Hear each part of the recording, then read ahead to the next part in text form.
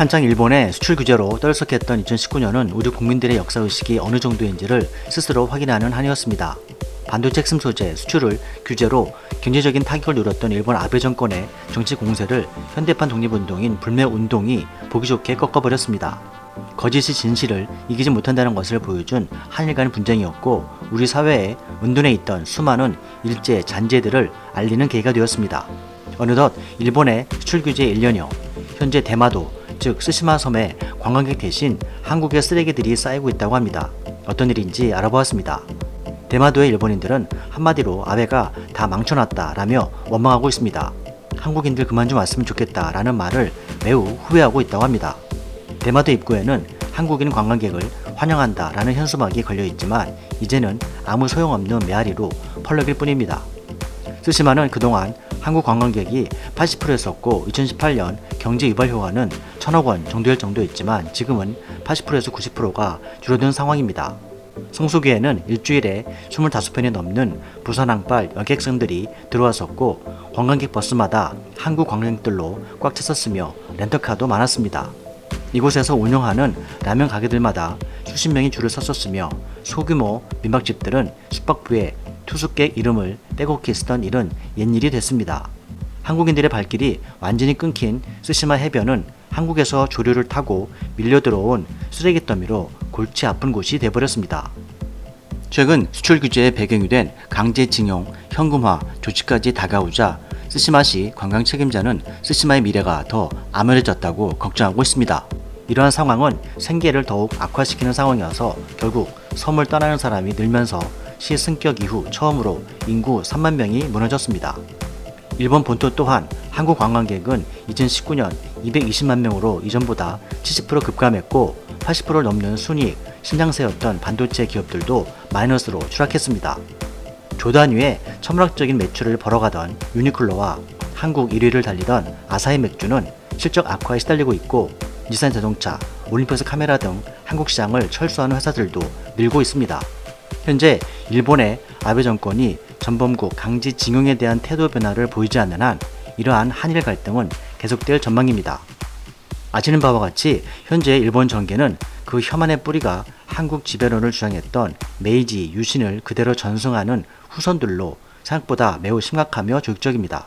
일본 정부는 주요 외교관계 나라들과 한국 재지배론을 심심치 않게 거론해오고 있는 것으로 밝혀졌습니다. 중국과 러시아, 미국 등 비밀 회담 등에서도 공공연하게 한국을 다시 지배하게 된다면 한국을 통한 이익을 나눠주겠다라는 식으로 밀당을 하고 있다고 합니다. 그러나 일본 정부의 이러한 망상은 이번 수출 규제에서 예측하지 못한 우리 국민들의 불매운동과 강력한 대응에 크게 충격을 받은 것으로 알려지고 있습니다.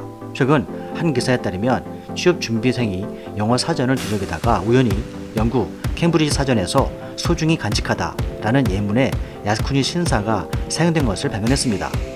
야스쿠니 신사는 일본의 제국주의 상징으로 부적절한 이러한 예문이었기 때문에 주영 한국 대사관에 청원을 올렸고 결국 대사관은 출판사에 연락을 해서 수정토록 했다는 것입니다.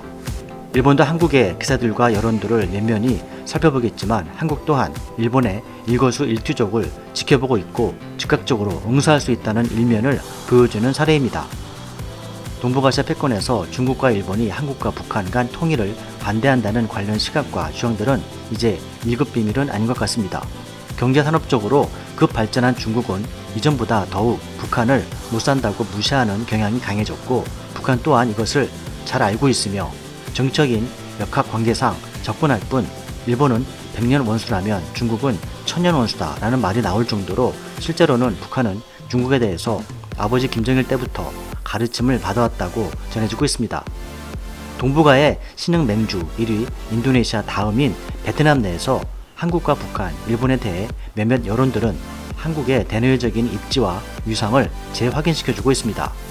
베트남은 과연 한국을 따라잡을 수 있을 것인가 라는 논지에서 베트남은 기간산업이 매우 미흡하고 한국 GDP의 8분의 1밖에 안 되기 때문에 그것은 너무나 먼 얘기라고 평가하고 있습니다.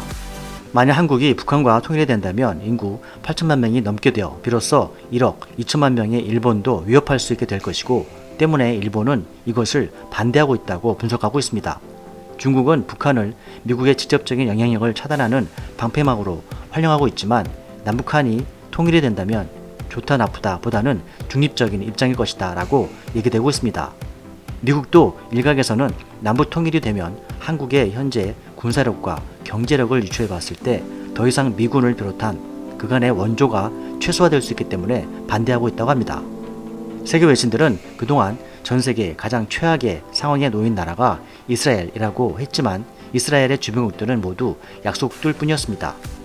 그러나 한국은 세계 1위, 2위, 3위 모두 강대국들 사이에 둘러싸여 있어서 최악의 이러한 어려운 환경에서도 세계 10위권 내외의 경제력과 군사력을 보유하고 있다고 평가되고 있습니다.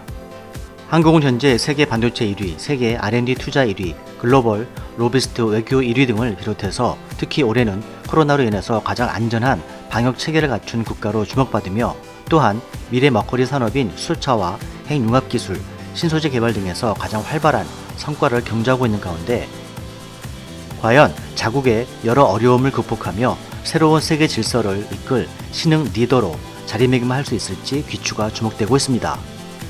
이상 미스터 돌프TV였습니다. 시청해주셔서 감사합니다.